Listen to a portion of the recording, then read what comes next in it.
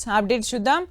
ఏపీలో రైతులకు ప్రభుత్వం గుడ్ న్యూస్ చెప్పింది. ఖరీఫ్ సీజన్ ధాన్యం కొనుగోలు రేపటి నుంచే ప్రారంభించనున్నట్టు తెలిపింది. ఈ మేరకు పౌర సరఫరాల శాఖ మంత్రి నాదెండ్ల మనోహర్ స్పష్టం చేశారు.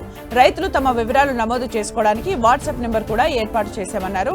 ఖరీఫ్ పంట సీజన్లో 51 లక్షల టన్నుల ధాన్యం కొనుగోలు లక్ష్యంగా ప్రభుత్వం నిర్ణయించిందని ఆయన తెలిపారు. ఇందుకోసం రాష్ట్ర వ్యాప్తంగా 3013 రైతు సేవా కేంద్రాలు, 2061 ధాన్యం కొనుగోలు కేంద్రాలు ఏర్పాటు చేసినట్లు వెల్లడించారు. ధాన్యం సేకరణ ప్రక్రియలో పాల్గొనడానికి 10,700 మంది సిబ్బందిని సిద్ధం చేశామని చెప్పారు. రైతుల నుంచి ధాన్యం కొనుగోలు చేసిన తర్వాత 24 నుంచి 48 గంటల్లోనే వారి ఖాతాల్లో సొమ్ము జమ అవుతుంది. గతేడాది అనుభవాలను దృష్టిలో ఉంచుకొని ఈసారి ముందుగానే నాణ్యమైన గోతాలు సిద్ధం చేసుకోవాలి. తేమ శాతం నిర్ధారించే యంత్రాలు, రవాణా సదుపాయాల విషయంలో ఎటువంటి ఇబ్బందులు రాకుండా ముందస్తు చర్యలు తీసుకోవాలన్నారు మంత్రి నాదెండ్ల. రైతుల సౌలభ్యం కోసం సమగ్ర ఏర్పాట్లు చేయాలని, అన్ని జిల్లాల్లో సేకరణ ప్రక్రియ పారదర్శకంగా సాగాలని ఆయన ఆదేశించారు. తెలంగాణలో మెడికల్ విద్యార్థులకు good news. Medical PG management quota సీట్లలో 85% తెలంగాణ విద్యార్థులకే ఇవ్వాలని నిర్ణయించింది ప్రభుత్వం. ఇప్పటి వరకు మేనేజ్మెంట్ కోటా సీట్లన్నీ ఆల్ ఇండియా కేటగిరీలో భర్తీ చేసేవారు. ఇకపై 85% సీట్లు తెలంగాణ బిడ్డలకే ఇవ్వనుంది సర్కార్. ఆరోగ్య శాఖ మంత్రి దామోదర్ రాజనరసింహ విజ్ఞప్తితో మేనేజ్మెంట్ కోటాలో 85% సీట్లను లోకల్ విద్యార్థులకు కేటాయించేందుకు సీఎం రేవంత్ రెడ్డి నిర్ణయం తీసుకున్నారు.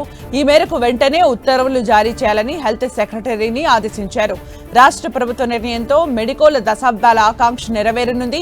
రాష్ట్ర విద్యార్థులకు అదనంగా 318 మెడికల్ పీజీ, 70 డెంటల్ పీజీ సీట్లు దక్కనున్నాయి. రాష్ట్రంలోనూ స్పెషలిస్ట్ డాక్టర్ల సంఖ్య పెరగనుంది.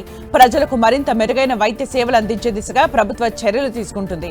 మెడికల్ పీజీ మేనేజ్మెంట్ కోటాలో 85% సీట్లను తెలంగాణ విద్యార్థులకు కేటాయిస్తూ చారిత్రక నిర్ణయం తీసుకున్నారు సీఎం రేవంత్ రెడ్డి. ఇందుకు తెలంగాణ వైద్య ఆరోగ్య శాఖ మంత్రి దామోదర్ రాజనరసింహ కృతజ్ఞతలు తెలిపారు. పీజీ సీట్ల కోసం ఎదురు చూస్తున్న వేలాది మంది ఎంబీబీఎస్ డాక్టర్లకు ఈ నిర్ణయం ఎంతో మేలు చేస్తుందన్నారు. ఎంబీబీఎస్ సీట్లతో పోలిస్తే పీజీ సీట్లు తక్కువగా ఉండడం వల్ల పీజీ సీట్ల కోసం కాంపిటీషన్ ఎక్కువగా ఉందన్నారు. ఇన్నాళ్లు మేనేజ్మెంట్ కోటా సీట్ల భర్తీలో తెలంగాణ విద్యార్థులకు కోటా లేకపోవడంతో ఇతర రాష్ట్రాల విద్యార్థులు వచ్చి మన దగ్గర పీజీ చేస్తున్నారని మంత్రి తెలిపారు. మన డాక్టర్ల విజ్ఞప్తి మేరకు సీట్ల భర్తీ నిబంధనల్లో మార్పులు చేశామన్నారు. ఇకపై మేనేజ్మెంట్ కోటాలో 85% సీట్లు, కన్వీనర్ కోటాలో 100% సీట్లు మన రాష్ట్ర విద్యార్థులకే దక్కుతాయని తెలిపారు.